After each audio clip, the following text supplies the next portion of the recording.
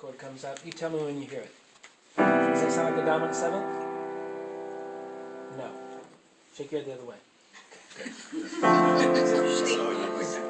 Sound like a dominant seventh? It's minor. Sound like a dominant seventh? No. No? No. Yes. Listen to this. Major chord with a minor seventh on the top. Dominant seventh? No, 6 cannot be dominant seventh. It's a minor chord. Right. Dominant seventh? No, because B is a diminished chord. It can't be a dominant seventh. It only happens in any key And the fifth. one time. Five. It's on the 5th. Which is why I said, oh no, he's on YouTube again. Which is why I said, if you see a chord that says dominant seventh, there's a good chance that that is 5. Because it only comes up one time. So remember, 1 has an inherent quality. What is it? Thank you, Mary Lee. 2, Minor. 3, Major. minor, 4, Major. 5, Major. 6, Minor. 7, diminished, Minor 7. and then back to 1. The sevenths also have an inherent quality. So if I play the 1 chord and add a 7th, what kind of 7th? Minor 7. Oh, major 7. Major 7th. Yes. Major 3rd at the top. 11 half steps. If I play a 2 chord, just on white keys, right? The 2 chord is minor, and what is the quality of the 7th? Minor. Minor 7th. See, because I'm on D, and it's a whole step below D, the 7th. It is 10 half steps. Minor chord, what kind of 7th? Minor 7. Minor 7th. Major chord with the 7th, what kind of 7th? Major 7. Major 7th. Do you see why? Yes. There's the root, and the 7th is a half step below. Major chord, what kind of 7th? Minor.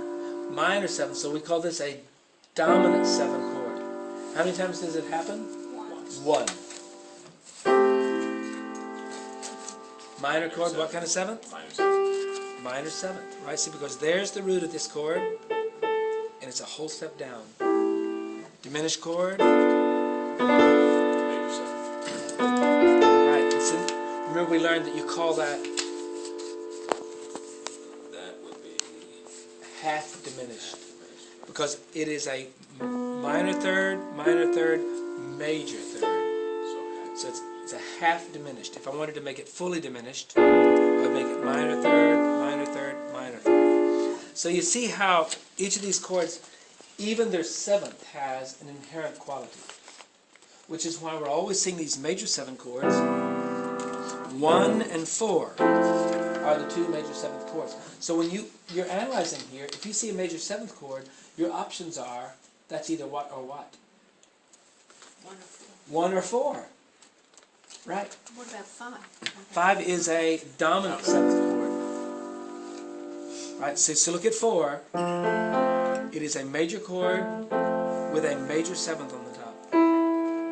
1, major chord, major 7th on the top. 5, major chord, minor 7th on the top. So if I see a major 7th chord, I really have to ask myself, which is it? Blank or blank? Fill in the blanks. major or minor. 1 or 5. Excuse me, 1 or 4. Thank you. Thanks, Mary Lee. Look at this. What's the quality of this chord and its 7th? Minor chord Minor, with a minor 7. minor 7th. D minor 7th. And so is this. E minor 7th. And so is this. A minor 7th. All 3 of the minor chords have minor 7ths. So if I see a chord in the book that says minor 7th, I've got to determine, is it 2, 3, or 6? Those are the only options. So how many different entities have we dealt with? The answer is 3. Major 7ths, which happen on 1 or 4. 1 or 4. minor sevenths, which happen on blank, 2, blank, and 3, blank, 6. 2, 3, and 6, and dominant seventh, which happens when? 5. Fifth. So I suggested when we're analyzing that you zero right in on that dominant seventh because it has no variables. Right? As music gets more complicated, I hesitate to tell you, it can have a variable. But you're not surprised, are you? Don't. Don't tell you. This is as much as